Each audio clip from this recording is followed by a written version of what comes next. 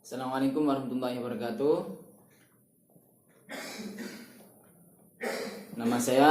Perkenalkan, nama saya adalah Abdurrahman. Saya di sini akan menjelaskan tentang konsep pendidikan. Konsep pendidikan di sini adalah rancangan atau ide yang wajib diwujudkan atau diterapkan berkaitan dengan suatu konsep pendidikan, artinya penerapan dari pendidikan dalam usaha mendewasakan umat manusia dengan berbagai upaya yang baik, dengan pelatihan-pelatihan tentang sikap atau juga studi aplikatif tentang moral. Nah, pendidikan menurut KBBI atau konsep menurut KBBI itu memiliki arti yaitu ide, rancangan atau juga pengertian yang diabstrakkan dari suatu peristiwa yang konkret. Terus yang menurut KBBI yang pendidikan yaitu suatu proses di dalam mengubah sikap dan juga tata laku seseorang atau kelompok orang di dalam usaha untuk dapat mendewasakan manusia melalui suatu pengajaran dan pelatihan proses cara perbuatan yang mendidik.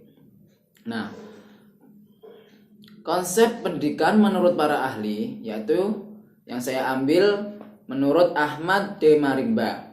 Pendidikan merupakan suatu bimbingan atau pimpinan yang secara sadar oleh si pendidik terhadap suatu perkembangan jasmani dan rohani si terdidik menuju akan terbentuknya kepribadian yang utama.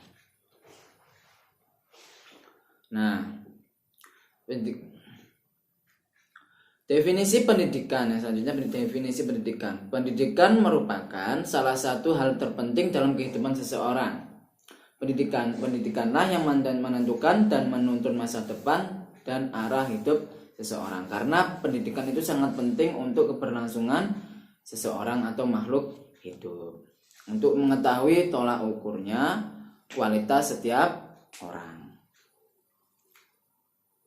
Nah, pendidikan juga bisa dijalani melalui dua hal, yakni pendidikan formal dan non formal. Maksudnya formal seperti sekolah, seperti ngaji. Kalau non formal itu di sekitar kita, lingkungan sekitar rumah, lingkungan sekitar atau masyarakat itu yang non formal. Pendidikan formal yaitu pendidikan yang bisa didapat dengan mengikuti kegiatan atau program pendidikan yang terstruktur serta terencana oleh badan pemerintahan, misalnya melalui sekolah yang tadi saya jelaskan atau universitas. Kalau pendidikan non formal ialah pendidikan yang bisa didapat melalui aktivitas kehidupan sehari-hari yang tak terikat oleh lembaga, yaitu yang tidak terikat oleh lembaga seperti tadi, sekolah atau universitas. Misalnya belajar melalui pengalaman, belajar sendiri melalui buku bacaan, serta belajar melalui pengalaman orang lain. Yaitu tadi seperti di lingkungan sekitar kita dan lingkungan masyarakat kita. Yang selanjutnya saya akan menjelaskan prinsip pendidikan. Prinsip pendidikan menurut Profesor Dr. Endiar Diarkara itu ada 4 prinsip pendidikan, yaitu humanisme, humanisasi, humaniora, dan humanitas. Nah, humanisme adalah yang pertama filsafat pendidikan. Artinya pandangan awal yang mendasari kegiatan kependidikan. Nah, yang kedua adalah humanisasi. Humanisasi itu proses pendidikan. Visi dalam humanisme itu harus dicapai melalui proses yang manusiawi pula. Terus yang ketiga humaniora. Humaniora adalah sebagai sarana humanisasi, tempat sarana untuk menghumanisasikan pengajaran. Humanisasi di sini dimaksud dalam 2 arti, yaitu pertama sekumpulan ilmu-ilmu kemanusiaan seperti filsafat, sejarah, ilmu-ilmu bahasa, dan yang kedua cara pengajaran yang mencoba mengangkat unsur-unsur kemanusiaan dalam pengajaran. Itu sarananya seperti yaitu buku yang ada di ilmu yang ada di buku. Terus yang keempat, humanitas. Humanitas itu dikatakan sebagai tujuan akhir pendidikan yang pada akhirnya bermuara pada kemanusiaan integral atau utuh yang terus-menerus harus disempurnakan. Nah, humanitas ini juga memiliki ciri, yaitu yang pertama memiliki kepekaan budaya atau cultural sensibility yang diwujudkan dalam menghargai pluralisme dan multikulturalisme.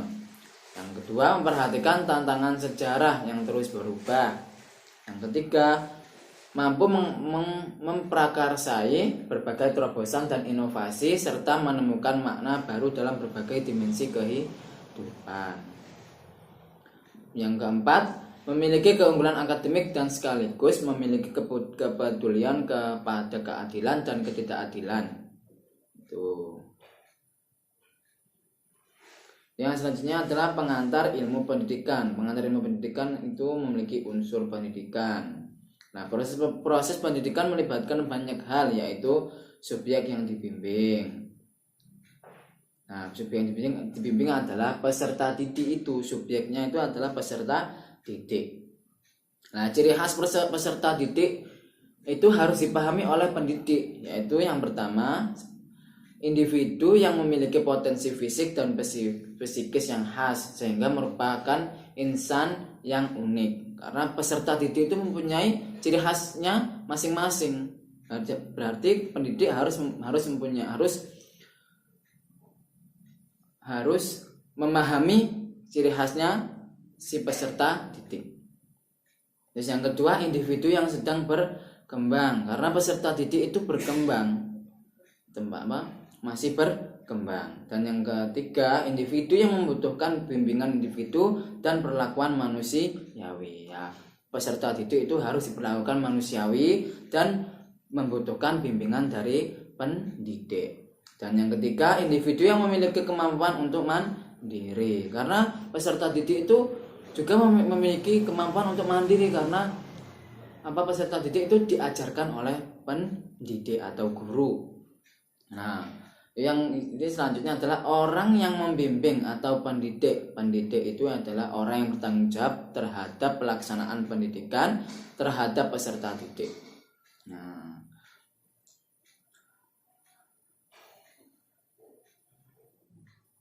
Nah, ini cara yang digunakan untuk membimbingan, yaitu alat dan metode. Harus menggunakan alat metode. Alat metode itu diartikan sebagai segala sesuatu yang dilakukan ataupun diadakan dengan sengaja untuk mencapai tujuan pendidikan. Karena untuk mengajarkan atau membimbing peserta didik itu harus mempunyai alat dan metodenya. Karena tidak ada alat dan metodenya, nanti peserta didik tidak bisa dibimbing, gitu.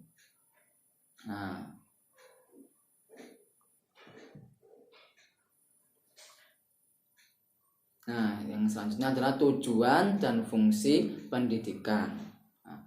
Itu tujuan pendidikan dalam Undang-Undang Nomor 20 Tahun 2003 tentang Sistem Pendidikan Nasional Pasal 3 disebutkan tentang tujuan pendidikan, yaitu mengembangkan potensi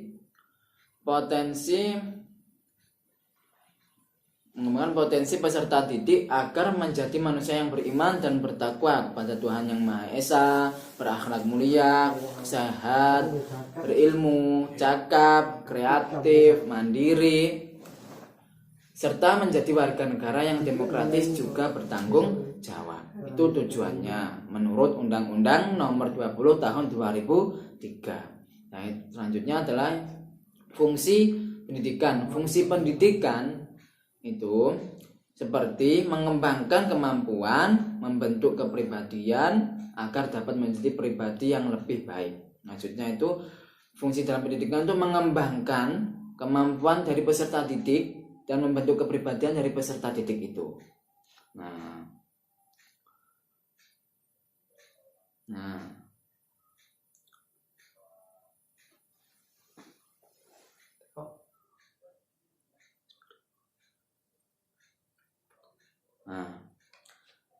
Nah, sekian dari penjelasan tentang konsep pendidikan dari saya.